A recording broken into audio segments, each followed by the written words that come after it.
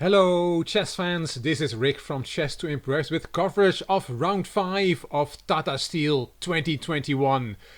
We had a very exciting round, and in this video we're going to cover a game from start to finish. I have a very interesting opening position for you, and we're going to look at a heartbreaking endgame. So a bit of everything. Let's start by looking at the standings after the rest day. After 4 rounds we have 5 leaders: Hare Krishna, Carlsen, Giri, Caruana and Grandelius. 5 players half a point behind: Van Foreest, Vachier-Lagrave, Wojtaszek, Yesipenko and Firouzja. 3 players on -1: Anton Guijarro, Tari and Duda, and Donchenko started with 2 losses but has recovered. In round 3 and 4 he scored 2 good draws. The pairings for round 5: Grandelius, Vachier-Lagrave, Caruana, Yesipenko, Giri against Hare Krishna, 2 of the leaders against each other, Wojtaszek against Duda, Carlsen, Donchenko, Firouzja, Van Foreest and Anton Guijarro against Tari. Let's start by looking at the game between Niels Grandelius from Sweden and Maxime Vachier-Lagrave from France. These are the 2 players in action during the game. Let's have a look at what happened. Grandelius was white and opened with the e-pawn, and Vachier-Lagrave played the Sicilian as he usually does. And we get a main line on the board, and the main line of the Najdorf. And now bishop g5, a very old and aggressive line, e6 and now f4, the sharpest way to play against the Najdorf. Grandmaster Jan Gustafsson on the Chess24 broadcast had an interesting theory on why Grandelius played it this way. Not to go all out for a sharp battle against a higher rated opponent, but in fact going for safety. After all, he is white, and playing a main line will guarantee him a slightly better game. He can ask black a few questions, and if black finds the answers, the game will be a draw. If black goes wrong somewhere, white can play for a win. So playing a very sharp line can sometimes be a safe way of playing. Interesting view from Grandmaster Gustafsson. And Vishwanathan Anand said something similar in the tournament broadcast. He said, if you don't know the lines, you lose in a sharp position like this. You only play this line to test your opponent's memory. Interesting to see how these top players look at an opening like this. Queen b6 from Vachier-Lagrave, Queen d2, and we see the poisoned pawn variation. Through the ages, chess players were told to never take on b2, not even when it is good. A helpful tip for club players, but at the highest level other rules apply. Rook b1, kicking the queen, Queen a3 and f5. Bishop e7, and now Grandelius took on e6, and f takes e6 is the old way of recapturing. In the game, Vachier-Lagrave took with the bishop. Knight takes, f takes and bishop c4. It's clear that white has compensation for the pawn, with the weaknesses on b7 and e6 in black's camp. Vachier-Lagrave developed the knight, and Grandelius won back the pawn on e6. Knight c5, hitting the bishop, and bishop back to b3, and this is a new move at the top level, which Grandelius had prepared for this game. Both players played quite quickly at this point. Anand showed what can happen if you grab that pawn on e4, which does not seem to be protected well enough.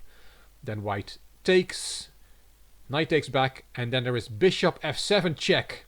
A very nice shot, because if you take that bishop, then there is queen d5 check, and that is a queen fork. You win the piece back. King e8, queen takes e4, and that is such a miserable extra pawn for black, said Anand. White has more than enough compensation. So that after bishop b3 and then taking that pawn on e4. Vachier-Lagrave saw this and played rook c8 instead. He did not go pawn grabbing. Grandelius castled, and now knight takes b3. That is a small success for black to get this strong bishop off the board. Rook takes, queen c5 check, bishop e3, hitting the queen again, and queen c4, attacking the e4 pawn.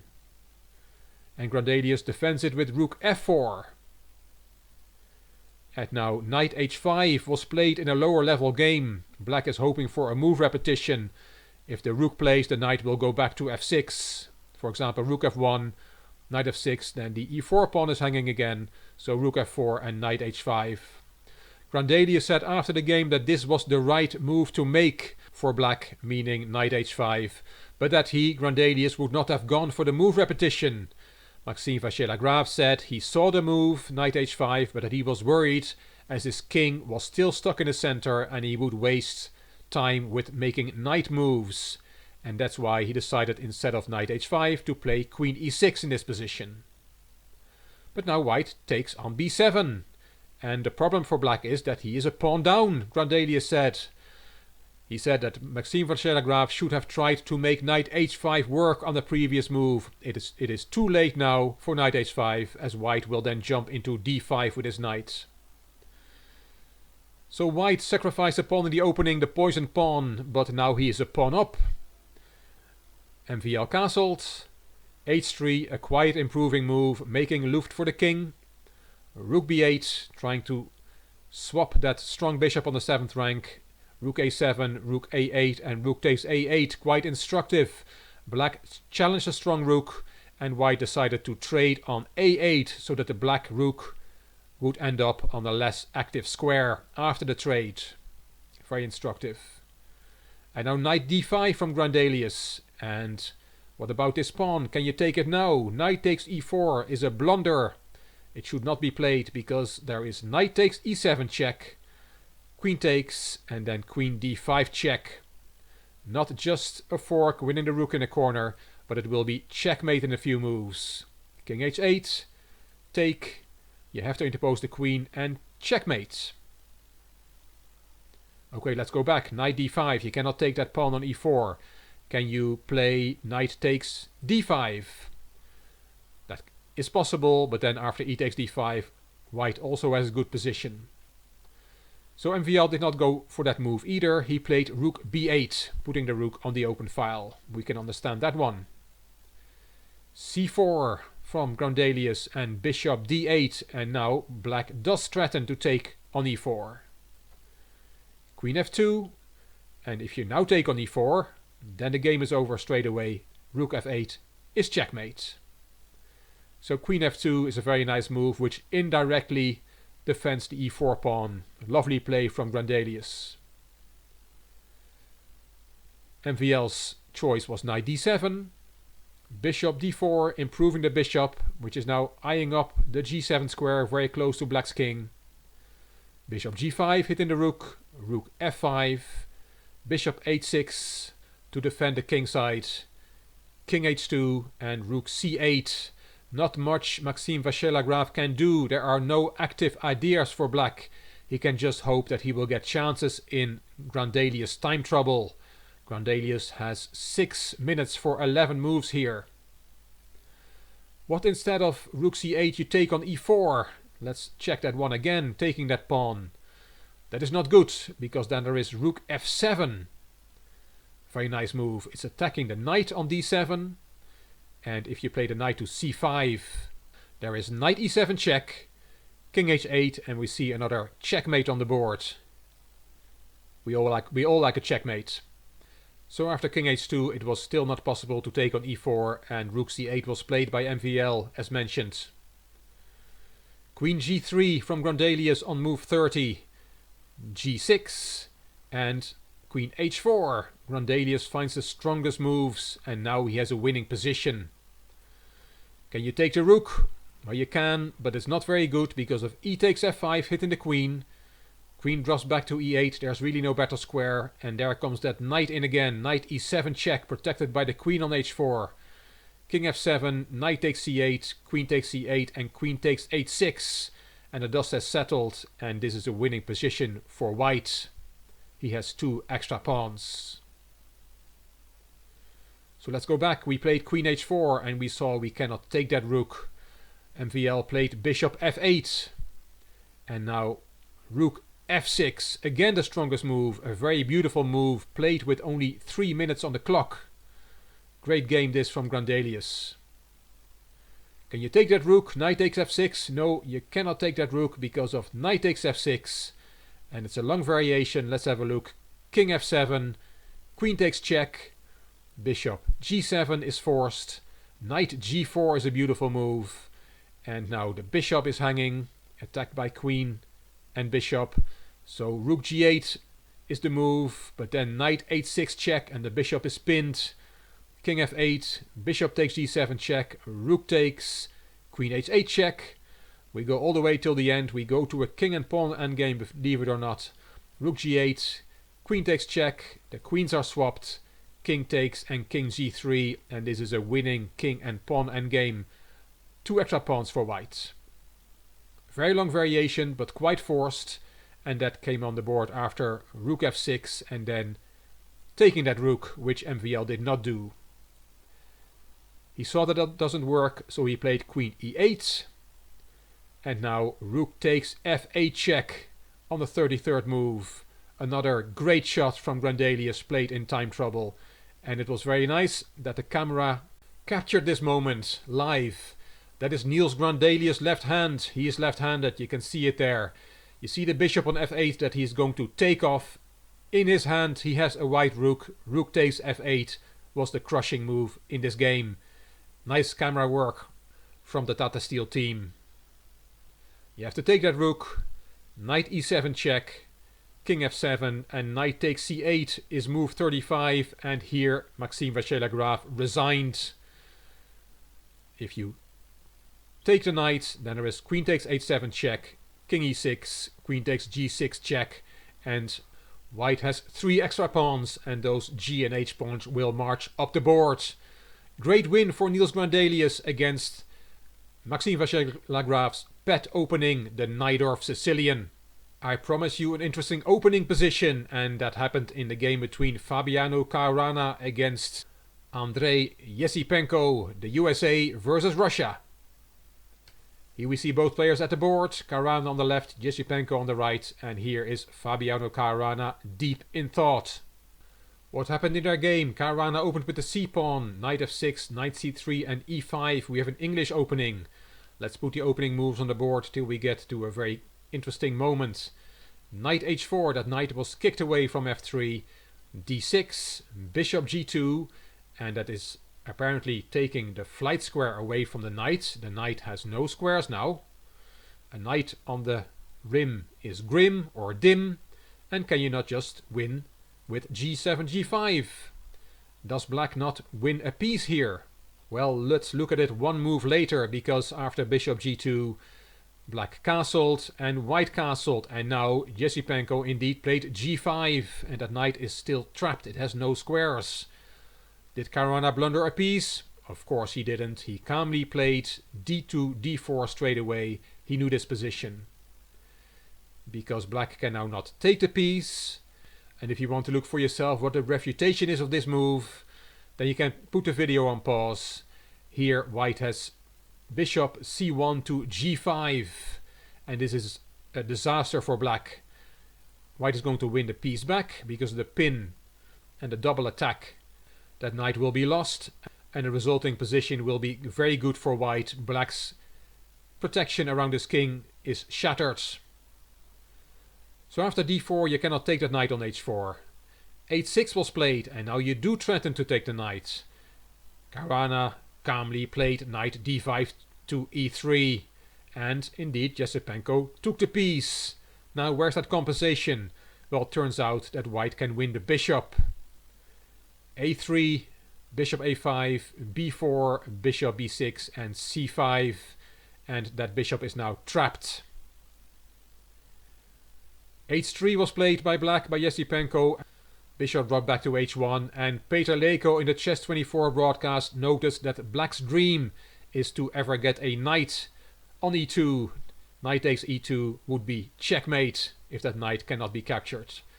That's how far those super grandmasters think ahead. That is patterns they see, even if that position is very far away.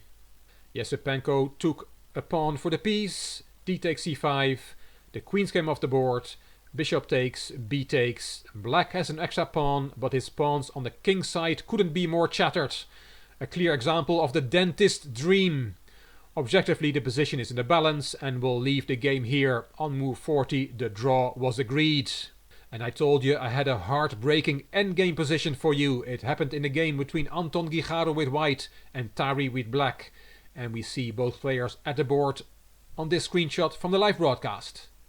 This is the position after King D2 to E3 from Guijarro on the 51st move. The position is a draw. It is a very interesting position. We have 3 pawns against the bishop.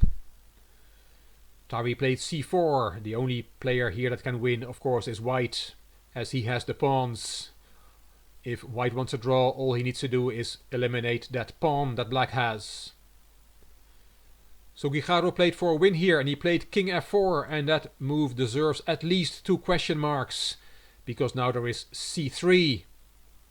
And we'll see in a minute why King F4 was such a bad move. Guijarro played G5 check, King F7, and now King back to E3 to get into the square of the pawn. And now, if you want to put the video on pause, how does black win here? We said black had no winning chances, but in this particular position, because of white's blunder King F4, black is winning here. It's quite instructive. You may want to put the video on pause and see if you can find a move that Tari did not find. And that is heartbreak for the young Norwegian. It would have been heartbreak for Guijarro if Tari had found a move. But Tari was in defensive mode. He wanted to draw and did not see that he could win the game on the spot here with a very nice move. Bishop A4 to B5. And if we now look at the king, it can't go to D2. It can't go to D3. It is cut off. And it's all about Zugzwang now, this position. Let's put some moves on the board. If we play H5, pushing those pawns, then black marks time, King G7. White is in Zugzwang, he has to keep making moves. He cannot play with the king, he can't go to E2 either. If the king has to make a move, he goes out of the square of the pawn, and that is what this position is about. Let's see what white can do. F6 check, for example. Again, this was not played because bishop B5 was not found by Tari. King F7, H6, King G6. You can play A4, but that pawn is not taken by black. Black stays on the diagonal of A6 to F1 to shut the white king out. You have to keep making pawn moves. Black has to take. H7. King G7 to stop the pawn. G6. And we make a bishop move. We just mark time with black. A5. We mark more time with black. And now white has to play up the G pawn. King takes. He can promote to a queen that gets taken. And now finally the king has to play. And if the king plays, the C pawn goes through. Black wins. Very nice. And that after King E3 and then Bishop B5. But as said, Ayaan Tari did not see it. He played C2. And after a few more moves, this game ended in a draw. Bishop B3, nice move. You cannot take that bishop because then the C pawn goes to queen. So King C1, Bishop A4 and then move 60, King B2. The game was drawn. From the body language of the players after the game, it seemed that neither of them had seen Bishop B5. But I'm sure emotions ran high after they were told about that move after the game. That brings us to the results of round 5. Brandelius Vasyla Graf 1-0. We saw that game. Karana Yesipenko ended in a draw. We saw the opening of that game. Giri Harikrishna was also a draw. Wojtaszek against Duda was a draw. Carlsen was not able to turn over Donchenko. A good draw with black from the German player. Firouzja van Forees was a draw, and we saw the heartbreaking end of Anton Guijarro against Tari. So 6 draws and 1 decisive game, which means that Niels Brandelius leads the Tata Steel tournament after 5 rounds with 3.5 points. 4 players half a point behind him, 4 players on 50%. Vasyla Graf, Anton, Guijarro, Tari and Duda on -1 and Donchenko is on -2. Round 6 will be played on Friday the 22nd of January and these will be the pairings: Vasyla Graf against Tari, Van Forees against Anton Guijarro, Donchenko Firouzja, Duda Carlsen, Harikrishna Wojtaszek, Yesipenko Giri and Brandelius Karana. I'm really looking forward to that last game there. Brandelius again with the white pieces. I will be here after the round to tell you what happened. If you liked this video, please give it a thumbs up, please subscribe to the Chess to Impress channel and please leave a comment. I will read them all and I will reply to them all.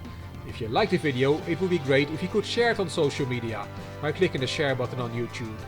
You can find me on Instagram, on Twitter and on Facebook. This is Rick for Chess to Impress. Thank you for watching.